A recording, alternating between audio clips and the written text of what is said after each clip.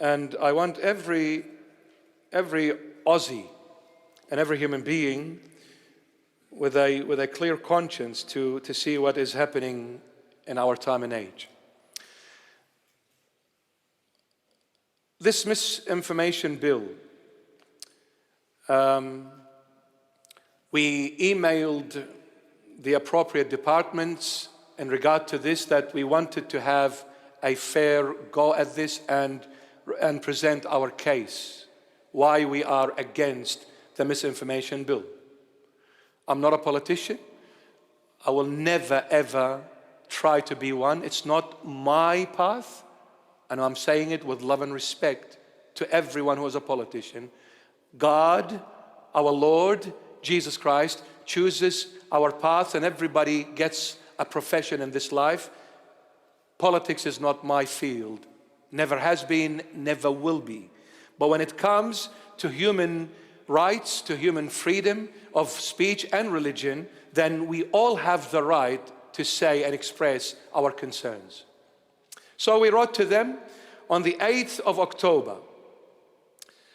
An email came back, and that email said, it requests the bishop to attend public hearing Thursday, October the 17th, in person or by Zoom meeting. That was on the 8th of October. We received an email saying that the bishop can attend a public hearing on Thursday, October the 17th, in person in Canberra or by Zoom meeting.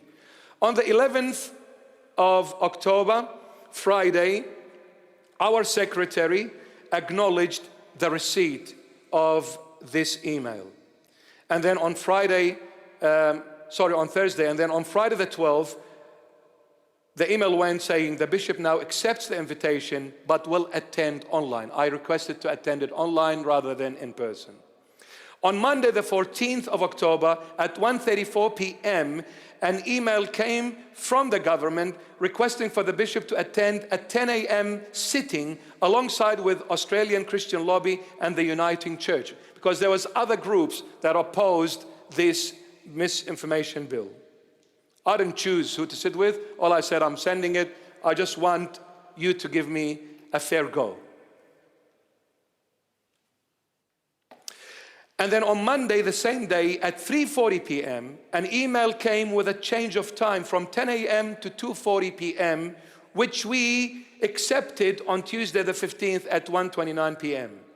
On Tuesday at 1:51 p.m., a text was sent to the bishop's secretary requesting another meeting change. The time changed from 2:40 to 5:05 p.m.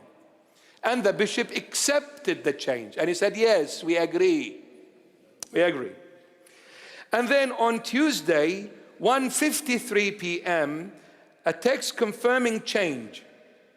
Okay, we will check with the chair of the committee and get back to you ASAP. I assume video conference. Response was, yes, please just do it. Since Tuesday the 15th of October at 1:53 p.m., that was the last text message coming from the government to us. Everything went hush, hush, quiet. There was no email, no calls, no text, nothing about what was given to us back on the 8th of October, that yes, we can attend a public hearing either in person or a Zoom call. Since the Tuesday the 15th at 1:53 p.m., which by now they've changed the time 3 times. And there was nothing heard until we wrote to them in November saying, what's going on? We received a reply on Tuesday, the 12th of November, 2024 at 9:54 a.m. saying, dear so-and-so, my apologies for not informing you earlier.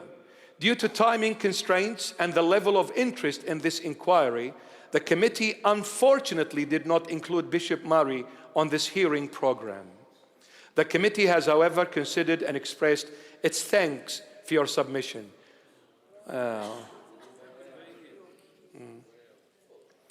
So this is what I say to the Labour Party.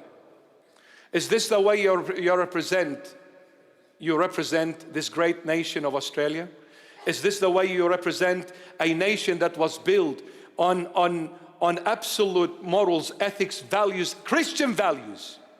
And not only that, and also at a human level, where you always fought for human rights, democracy, and freedom of speech and freedom of religion. Is this the way you treat an Australian citizen?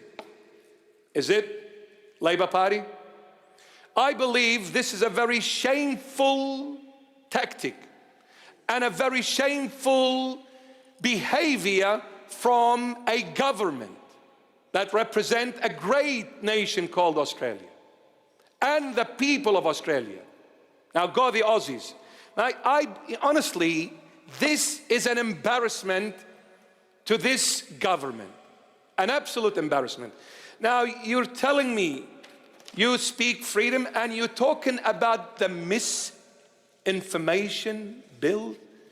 Wasn't this misinformation in its core?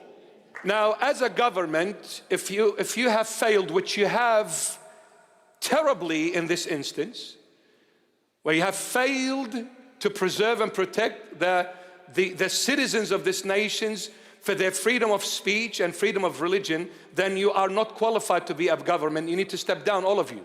And I say this to the opposition leader, the Honorable Peter Dutton.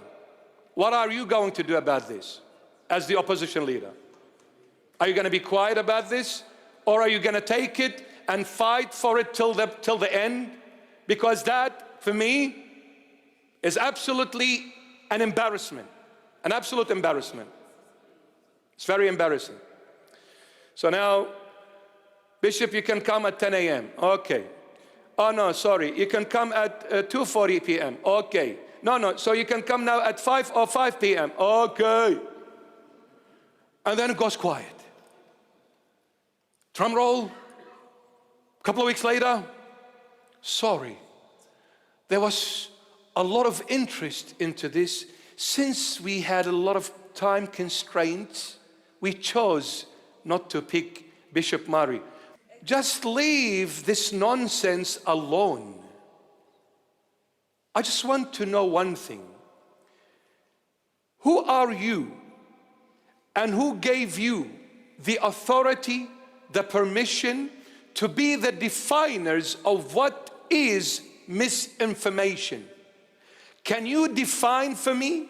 Can you specify for me what is misinformation? And then when you categorize it in whatever categories you're putting it, who gives you the right? Who are you? Who are you to say what people say now is misinformed or disinformed? Who are you? Look, it is only God and God alone that can say what you can say or not. Even God is not restraining us. For you to come as a government and say to us, we can't say it now because you fall under the misinformation bill, therefore we're going to block you.